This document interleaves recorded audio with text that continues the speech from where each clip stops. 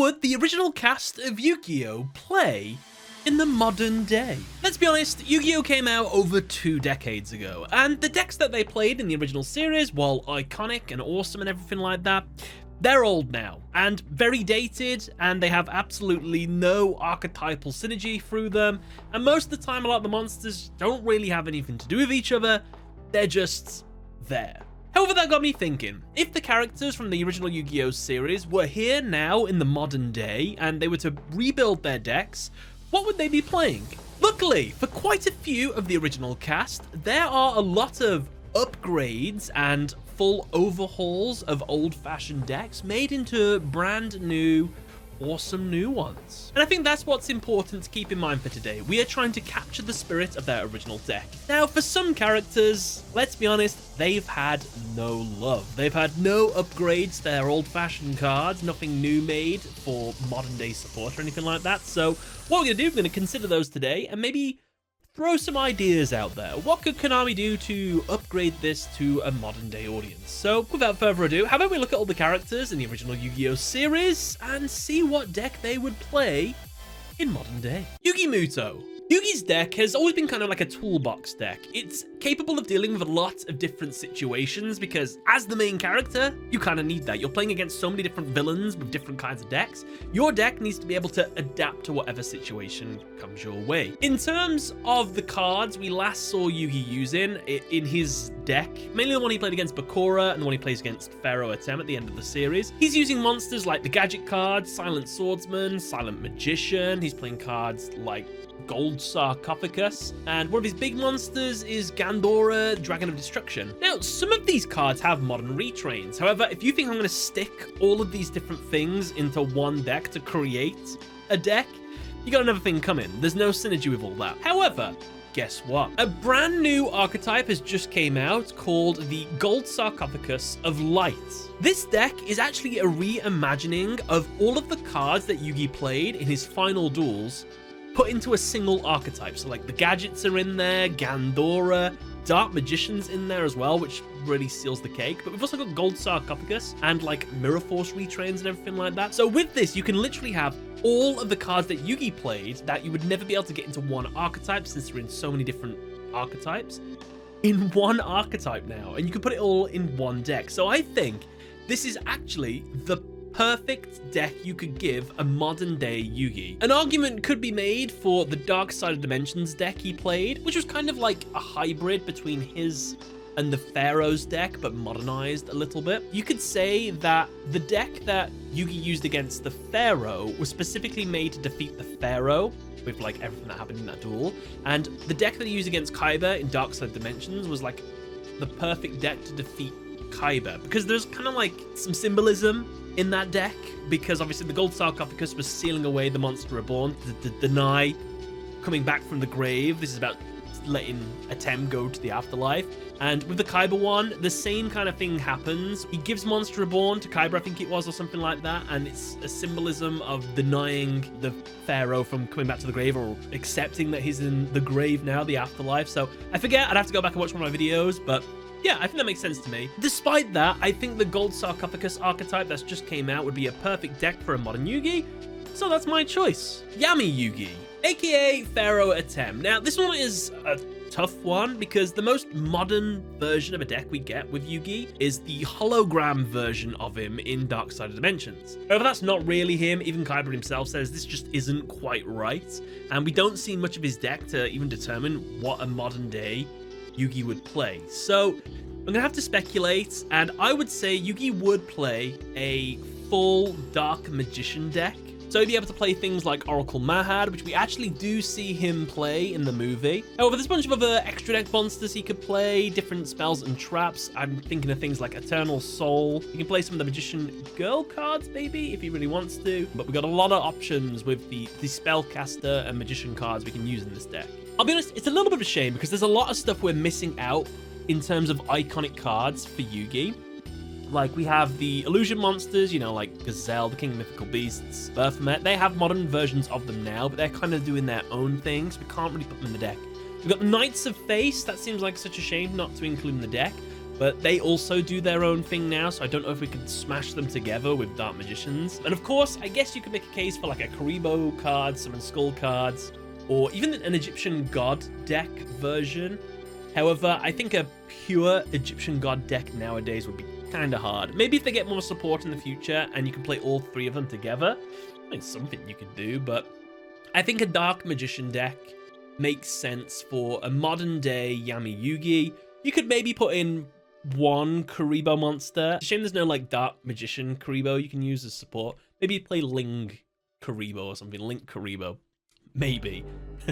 I didn't even think about the Blaster Soldier archetype and the Guy the First Night archetype and stuff. They're things, yeah, there's so much that Yugi's deck has spanned off into. Yeah, modern day Yugi would have to just focus on one, and I think it's going to be the Dark Magician deck. Perhaps in the future, we might get a archetypal retrain of all these iconic monsters thrown into one, similar to how what YuGiOh has with his Gold Sarcophagus series of cards. Until that day comes, Dark Magician deck, Yugi deck. Seto Kaiba. This one is the easiest one. In Dark Side Dimensions, what does Kaiba play? He plays a Blue Eyes White Dragon deck. What would Kaiba play in even more modern times? He'd play a Blue Eyes White Dragon deck. There's no way he plays anything other than that.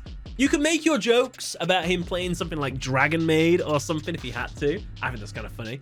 But with the amount of Blue Eyes White Dragon support there is, I know it's not the most meta thing in the world. Obviously, he's got things like Chaos Max, Twin Burst Dragon, Neo Blue Eyes Ultimate Dragon are really cool monsters, but we can also have cards like Blue Eyes Jet Dragon, Blue Eyes Alternative Dragon, Spirit Dragon for a Synchro monster. If you really wanted to, I don't think it's the best card, but Maiden with Eyes of Blue, if you want to get that Kasara angle in for a modern day Kaiba deck. What is a shame to lose with Kaiba is, I guess the virus cards are quite heavily tied to him. He played that in his Pyramid of Light deck. He played that really broken virus card, but you can't really mix the virus cards with the Blue Eyes White Dragons because Blue Eyes White Dragons are light dragons and the virus cards require a dark monster to be tributed. So I don't think you can make that work unless they make like a Blue Eyes White Dragon specific virus card. However, I think that'd be breaking the mold, but you never know.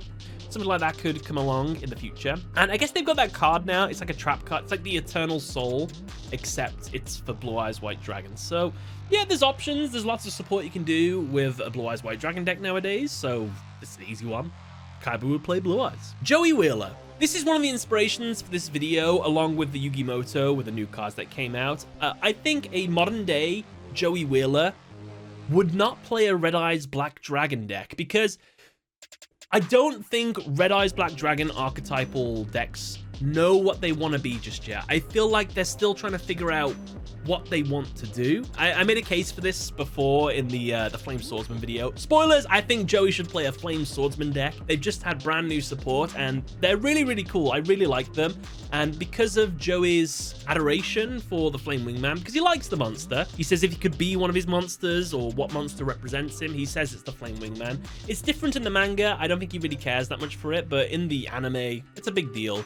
So I think it's kind of perfect for him to play this warrior deck based on like a fiery passion that he can go headstrong into attack. Plus the monster can get up to like 7,000 attack points, deal like tons of damage in a single blow. And it really like focuses his deck into one thing, like warriors. I mean, it's a shame to lose things like Gearfried the Iron Knight, Time Wizard. Time Wizard is a shame, but they've got their own thing, and then you're losing Thousand Dragon along with that as well. But I mean, if you wanted to, I would say a modern day Joey could play some like gamble support cards if he wanted to. I'd like to think he grows past the gamble cards just a little bit. There's no problem having a little bit of luck-based stuff in the deck, but I think to be a better duelist, you need to sort of wind them down a little bit. Duke Devlin. This one, quite easy. He'd play the modern day dice deck. There's some brand new cards. They've actually given it a little bit of support now, which I think is really cool. Some of the cards he used from his Dungeon Dice days. He's got the Dungeon Dice field spell. He's also got Orgoth the Relentless as one of his boss monsters, which relies on dice rolls, which is pretty sweet. He's also got cards like Summon Dice, Dimension Dice, and he can play Swift Ninja. I don't know how that works in the deck, but yeah, he just plays a dice Dungeon Dice deck, basically, and he can put all the dice-based cards. This feels like the true luck-based deck out of all of them, but yeah. Duke Devlin, that's what he'd play in modern day. My Valentine. Now, Mai, obviously, she played a Harpy deck, and then she would throw some Amazoness cards in there as well. We're going to rip away the Amazoness cards because there's another duo in a later series that play a proper Amazoness deck. And I feel like Mai's always been tied to the Harpy ladies, hasn't she? So I feel like it is perfect for her to play a Harpy lady deck in modern day. And let's be honest with you, there's some really good Harpy lady cards. It's not obviously the most meta deck, it's not the most competitive deck, but it's got some really good cards in there. Like, her new boss monster would be something like Cyber / Harpy. Hopefully we get some more Harpy boss monsters we can go into, because we've only really got that, and she's got that one Xyz monster for her Harpy's pet dragon. It's kind of cool, but probably the best card in the Harpy archetype. Harpy's Feather Duster, really cool. There's another card called Harpy's Feather Storm, which is really broken. When you activate it, if you've got like a winged beast on the field or something like that, it might be a Harpy. Your opponent is unable to do anything for the rest of the turn, basically. It shuts off everything that they do after that card has been played, which is really, really broken. And I think if a modern day Mai is playing that, woofed, pretty strong. And yeah, that's what I think Mai would play, just a modern day Harpy deck, quite easy. Bakura. Now, Bakura's is a little bit of a tough one because he played a few different decks throughout the series. However, I think he would play the Dark Spirit cards, which are like references to cards that he played throughout the Battle City. And we're going to pair that up with the Destiny board cards. And the Destiny boards has had new support as well. So I feel like these two things together, you could make a deck for him. He's got Dark Necrophia, the new version in it as well. So with the Dark Spirit cards, the new Destiny board cards, and Dark Necrophia. It's my Bakura. I feel like there is a deck that he could play with that as well. I think that makes sense for Bakura. Dark Spirit Destiny board deck. And he's got our first alternative win condition deck, which I quite like. Grandpa Muto. Grandpa Muto, obviously he'd play an Exodia deck, but literally, as of the time I'm making this video, brand new Exodia supports come out, a brand new Exodia fusion monster. I don't know what the name of this archetypal thing is called, but like the centerpiece card is a card called Millennium Cross. So I'm just going to call it the Millennium archetype for now, but it's got loads of like retrained old school cards, which I guess you could say that are Grandpa's old school cards that he had back in the day. But I just like he's got like things like Millennium Shield and everything. So with this new Exodia deck, I think it would be kind of interesting to see a modern day Grandpa taking his Exodia and dueling. I think it's kind of cool. What we've just covered was all of the main cast. However, you'll notice there's 3 characters that don't have any decks that have been modernized. These characters are Taya Gardner, Tristan Taylor, and Serenity Wheeler. These 3 obviously dueled the least throughout the series, but none of them have ever had cards that they used spun off into a modern day deck. This might be a popularity thing. What can we do with them? How can we give them a modern day deck? Well, Serenity Wheeler played St. Joan as her kind of ultimate monster, so she would need like a St. Joan themed deck. She also plays that witch monster that can substitute itself for a fusion monster, so she'd play a fusion based deck, I guess. With Tristan, he had the Cyber Commander. That needs, I guess, a full retrain because all of the cards, there's nothing modern really with that. I don't really know what a modern version of that would be. Machine Soldiers. Is there a modern machine soldier archetype or deck you could play? With Taya, she played a fairy deck to start with, and then she played a spellcaster deck during the Virtual World arc. So I feel like her identity as a duelist hasn't really been found very well. Like, you could say things like Dark Magician Girl is an iconic card of hers, but the only reason she played that card was because she had a vision of Yugi telling her to play that card so that she could contact Yugi and do the thing. So I don't think she would play a modern Dark Magician Girl deck. You could go that angle if you wanted to. Maybe she did. So you could put Dark Magician Girl deck for Taya, or you could put something like Counter Fairies. I feel like she needs her own unique archetype, but what you would make, I actually have no idea. Let's move on next into the Duelist Kingdom characters. We have Weevil Underwood, a modern insect deck. I guess he would be able to legally play 3 copies of Maxi, and it would be it's an insect monster, it's okay. He would play like modern versions of his Ultimate Great Insects card. Cocoon of Ultra Evolution is something you could play, and Metamorphosized Insect Queen, I think it's called. Just get all the modern insect monsters and just put them all into one deck. Basically make yourself a Weevil deck. And I guess you could put in Parasite if you really wanted to. If you wanted to keep that Weevil spin. Feels like a very iconic card for him. Yeah, but he's had modern retrains of some of his monsters, so a modern insect deck. Very possible. Rex Raptor. Rex is a tougher one. Is there actually a Rex Raptor archetype that exists? I don't think there is, so I guess we can just give him like a dinosaur themed deck. The only card we're not allowed to give him is Ultimate Conductor Tyranno, because a character in Yu-Gi-Oh! GX called Tyranno Hasselbury, that is his modern retrain of the ultimate card, so I don't think we can give him that. I think one of the archetypes that's come out at the moment is called Transcendrake, so I think the Transcendrake deck might be a perfect fit for him. However, you could pick something like Evolsar if you wanted to, or maybe something like Dinomorphia if you think a Dinomorphia deck would fit with Rex. It's very control heavy, so I don't really know about that one. But to be fair, the boss monster of Dinomorphia Rex term, that's got Rex in its name. So I guess you could get away with that if you wanted to. Mako Tsunami. Mako Tsunami is an easy one to go for. I was in a tournament and I got beat by it. It's a deck called Umi Control. This deck has all of the modern retrains of all of Mako's iconic cards, and basically you get a card on the field called, is it Karyu Shin? And it makes it so you can only have one non-water monster on the field or something like that, or you can just have one monster on the field that has to be water or something. It's a nutty card, it's insane, and then it's backed up by some Sea Stealth attack, which is insane. You've got the field spell, Legendary Ocean. There's just so much stuff. And Electric Jellyfish is a really good card because it just lets you negate and get stronger every time it does. Plus, there's loads of like water card-based cards he can play in his deck. So, yeah, Mako Tsunami. That's a good modern deck for him. Paradox Brothers. This is an easy one. Gate Guardians have had full brand new support cards and everything, and you get to play the old school Gate Guardian cards in there. I played it for a month and I really enjoyed it. They've got some really good boss monsters, modern day Gate Guardians. If you have the 3 original Gate Guardians in your hand on the field or in the grave, you can banish all 3 of them to some of the ultimate form Gate Guardians combined, which lets you negate anything that targets 3 times per turn. Then if that card is removed from the field, you can summon a lesser version of itself. And then if the lesser version of itself is destroyed, you can summon a lesser version of that, which is normally one of the original Gate Guardians. There's 3 different ones where you use 2 materials, each with its own effect. One of them's really, really good.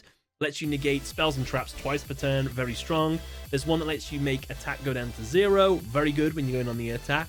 And there's one that lets you add any of the Gate Guardian cards from your deck to your hand. It's not the best one, but it's something you can go into. Plus, you've got the field spell, which is a reference to the Labyrinth cards and everything. You got Shadow Ghoul in there. It's great. I like this one, yeah. Paradox Brothers, modern day Gate Guardian deck. Very cool. Maximilian Pegasus. Pegasus is not tough to pick a deck for, but what do you do with Pegasus? Because he has a Toon deck and a Relinquish deck in his old school deck. And both these things have their own archetypes now. So you've got a Toon archetype and you've got a Eyes Restrict archetype. I guess you could try to merge the 2 together. I actually have no idea if that would work, but I feel like we need to focus on one. And I guess it depends on what Pegasus's mental state is like at the time.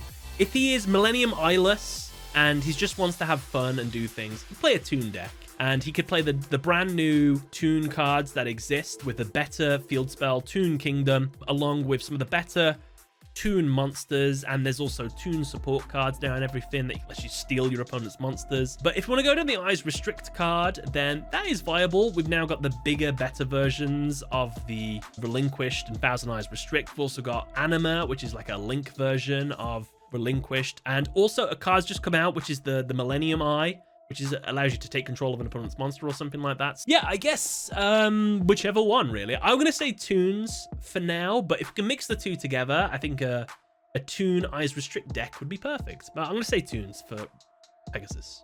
Now, unfortunately, yet again, there are 3 characters from Duelist Kingdom that don't really have modern versions of their deck that I would like to see. These are Bones, Bandit, Keef, and Panic. What could these guys play in a modern day deck? For Bones, I think a full Pumpkin King of Ghosts deck needs to exist. We only have like one new monster in the archetype or something like that. So we got to do something with that where you get the one on the field and like its roots go into the other monster in the field to give them attack boosts, maybe effects, and they sort of like leech off each other or something. That's probably the best you could give Bones. You'd have to let me know in the comment section below. For Bandit Keef, he has no real modern day deck. I mean, obviously like Barrel Dragon, and there's now Desperado Dragon and everything. Modern Barrel Dragon cards, but there's no like full deck of it. So you kind of need like an archetype made for Bandit Keef. It can either reference his American heritage, if you will. Obviously, probably needs to be themed around guns. That's kind of like his whole thing. So if you want to make like a full heavy metal machine deck or something like that. Plus there's the slot machine cards that we never see more of as well. So I feel like you can make a really good modern day retrains of some of Bandit Keef's cards. And for Panic, I've talked about this a few times on stream. I think you need to make Castle of Dark Illusions like a field spell or something. And then you just start retraining some of his other monsters into a full archetype or something like that. You could probably pick a modern day Fiend or Dark themed Panic deck. You can like give him like Dark World or something. Moving in next to the Battle City characters, Esper Roba. For Esper, it's quite easy. You're gonna give him a Jinzo deck. It's had some modern cards put in. This is actually quite a weak deck because trap heavy decks aren't as prevalent anymore. Obviously, if you play against the trap heavy deck, you could do well, but it's not great still, but a Jinzo deck makes sense for him. And he gets boss monsters like Jinzo Lord, Jinzo Layered, which ironically still aren't as good as just the original Jinzo, just shutting off all traps anyway. But you get to play some of the Esper Roba cards in this one. So he's got like Lore of the Cosmos. An iconic card for him is Mind Control, so he gets to keep Mind Control in his deck and everything. So yeah, Esper Roba, nice modern Jinzo deck. Arcana. Arcana's a funny one because he kind of just plays Dark Magician, really, doesn't he? He's kind of like the counter Dark Magician Alter. So I would kind of like Konami to lean into the Dark Magician, make a Dark Magician deck for Arcana, which is that red Dark Magician with the white hair. However, make it like a con magician sort of archetype or something. So like all of his spells and traps are all like fraud things. Like it's not really magic. It's all smoke and mirrors or something. And maybe you can implement those like saw blades that he had into something or something like that. So yeah, Arcana needs an update. You just give him a modern day Dark Magician deck, but it doesn't really fit him, even though he's a Dark Magician duelist as well. So you could do something with that. Ishizu Ishtar. She would play a Exchange of Spirit archetype deck. Obviously, nowadays, a lot of the cards in her archetype are heavily banned because they're very, very strong. So let's just assume that they get unbanned or something like that. So we could make a modern day version of that. She would probably have to mix it with something because there's only so many of the Exchange of Spirit monsters, Mudora, Kelbeck, and all that. To be fair, she would play the one that deals damage, and she could probably play the Blast Held by Destiny card, but she could mix that deck with something like some Egyptian-themed cards if she wants to keep her heritage in there and everything. But yeah, I think that makes sense for a Shizu, easy one. Those cards are very strong, so I think they'd do her quite well. Plus, there's that trap card that actually has her on the artwork. Pretty cool. Odon. Odon doesn't really have a modern day version of his deck that he played. The iconic cards for Odon are the Apophis trap monster, as well as the Temple of the Kings. It's either a field spell or continuous spell. I think it's a continuous spell. That card and that Circuit monster. So I think we need some modern updates on all those cards. I think there's one Apophis trap upgraded form we have now, but everything else, you just give him like a trap hell deck where his deck is just full of trap cards just to ruin the opponent's day. He gets out like one or two monsters like Circuit or something just to beat down. But maybe the new modern version of Circuit could have like some benefits where the amount of trap cards in its graveyard gives it a bunch of beneficial effects or something like that. Odon needs new support. Marrick Ishtar. Marrick is tough. I think Marrick would play a Gravekeeper deck. Now, that isn't something that he played in the series, but I feel like thematically, it's a really fitting deck for a modern-day Marrick to play. However, if you wanted to give him a deck based on what he played in the series, then you'd give him a slime deck. I still stick to my guns where I said in one of my duel analysis videos where Revival Jam is kind of like his ace monster because it just does so much and he plays all like the the slime boss monsters, like Egyptian god slime and everything, a slime deck.